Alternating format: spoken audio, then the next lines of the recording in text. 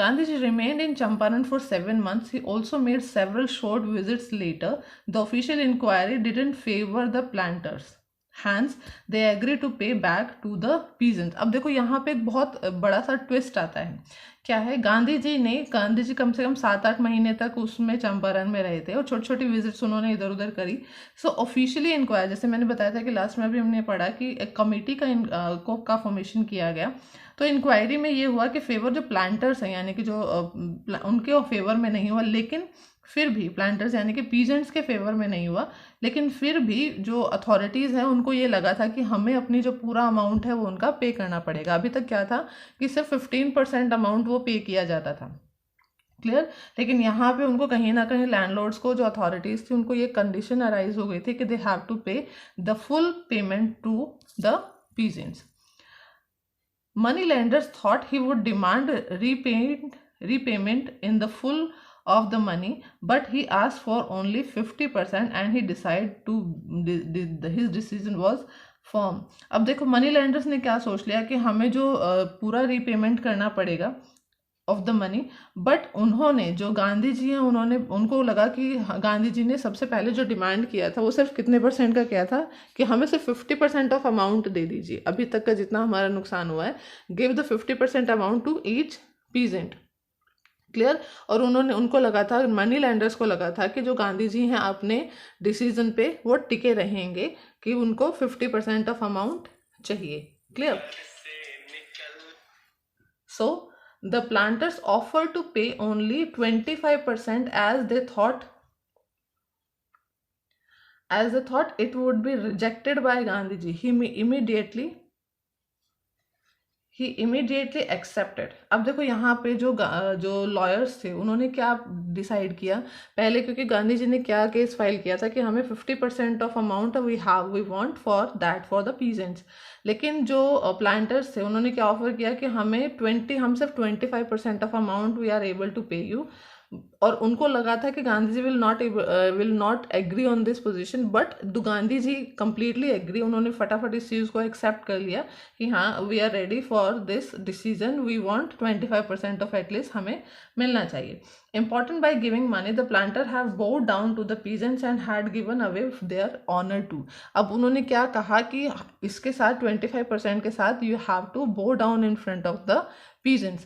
Actually उनका जो main motive था गांधी जी का वो क्या था कि जो पीजेंट्स हैं, यानी कि जो इंडियंस हैं, उनके माइंड में क्या है कि they are not able to fight against the British authorities. So somewhere the money is not important for him. The fear which is there in the mind of Indian peasants, that was more important for him.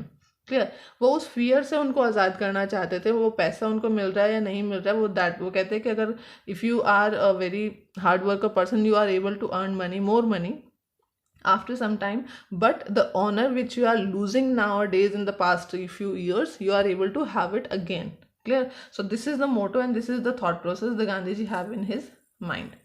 So British planters left their property within the next few years. These properties were returned back to the peasants. Indigo share cropping soon come to the end. So जो decision हुआ था वो क्या हुआ था, उन्होंने demand किया था, इंडियन पीजेंट्स ने 50% ऑफ अमाउंट का डिमांड किया था, लेकिन जो ब्रिटिश अथॉरिटी है वो 25% का उन्होंने बोला और गांधी जी ने तुरंत उस चीज़ को एक्सेप्ट कर लिया. रीज़न कि उनके according the money doesn't matter, the important matter is their self respect and they are able to free from that fear. Clear. एक बहुत इंपॉर्टेंट स्टेटमेंट्स भी आती है कि it is better to free from fear instead of having justice. Clear. तो ये इसका एक बहुत इंपॉर्टेंट क्वेश्चन बनता है कि why did the Gandhi ji said this, it is better to free from fear instead of having justice. हालांकि अगर हमें फर्स्ट लुक में देखें तो it seems that the justice was not done with the peasants. Clear. क्योंकि जो 50% अमाउंट है फिर वो 25% में अमाउंट हुआ. तो बट यहाँ पे जो गांधी जी का जो प्रोस्पेक्टिव था वो क्या था कि उनके अकॉर्डिंग अगर इंडियंस को के दिमाग में ये चीज़ आ जाती है कि they are able to fight against the Britishers, then definitely in future वो उस चीज़ के बो डाउन नहीं होंगे. Clear.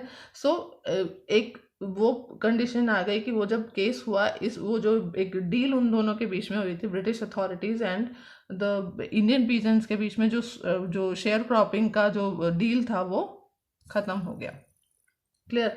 Gandhi wanted to do something. अब यहाँ पे वो गांधी जी सिर्फ वो चंपारण के बाद इसी में ही नहीं गए, तो वहाँ पे उन्होंने उस पूरे चंपारण को उन्होंने प्रॉपरली विजिट किया, कंसर्न थे। तो यहाँ पे कुछ प्रॉब्लम्स थी चंपारण की जो उन्होंने बाद में डील भी की। Gandhi ji wanted to do something to remove the backwardness in the villagers. देखो वहाँ पे टीचर्स नहीं थे, विलेजर स्कूल, प्राइमरी स्कूल्स नहीं थे, तो उन्होंने 6 प्राइमरी स्कूल्स को खोला, जिसमें से कस्तूरबा जी ने वहाँ पे क्लीनलीनेस का और कम्युनिटी सिचुएशंस को डील किया। A question can be what kind of things they do for the Champaran people. So he tried to open the 6th school in the health condition also. तो यहाँ पे देखो बहुत simple सी medicine थे, castor oil, quinine and sulfur was the only medicine provided over there. But Gandhi ji ने किसी तरीके से फ्री ऑफ कॉस्ट ये कुछ 6 महीने की सर्विस को लेकर उन्होंने जो कुछ छोटे छोटे जो डॉक्टर्स हैं वहाँ पे छोटे छोटे क्लिनिक्स को लगाया, जिससे कि वहाँ की जो कंडीशन है, हेल्थ कंडीशन को, चंपारण की हेल्थ कंडीशन को इम्प्रूव किया जाए। Next is the women of the area, they used to wear a very dirty kind of sari, because उनको उनके पास they have only one sari or 1 or 2 sarees to wear। तो from that day onwards the Gandhi ji ने वो चरखा काट कर अपने जैसे सूती कपड़ा बनाने का जो पूरा प्रोसेस है उन्होंने वहाँ के लोगों को सिखाया, और इस तरह से वो सूती काटने वाला जो एक जो पूरा जो कपड़ा बनाने का जो पूरा प्रोसेस है, he was able to complete that। During the long stay in Champaran, Gandhiji kept a long distance watch on ashram. He sent regular instruction by mail by financial accounts. That means जो चीज़ें हो रही हैं उनके ऊपर ऐसा नहीं कि he just say it and the other thing other person were doing. He surveillance everything, what every element in the village. The Champaran incident changed Gandhiji's life. He said that he had done a regular thing. He had put his point across. The Britishers could not order in his own country. So यहाँ पे देखिए क्या है कि उनका जो main motto था, उन्होंने कहा कि जो चंपारण इंसिडेंट है उनकी लाइफ को कम्प्लीटली उन्होंने उस इंसिडेंट ने कम्प्लीटली उनके थॉट प्रोसेस को चेंज कर दिया। पहले तक वो इतना फ्रीडम्स में इन्वॉल्व नहीं थे, लेकिन after the Champaran incident he be regular in the freedom fighting. Clear. And उनका एक थॉट प्रोसेस था कि the Britishers are not able to order me in any way in my own country. So this is the main important motto of Gandhi ji to fight this case.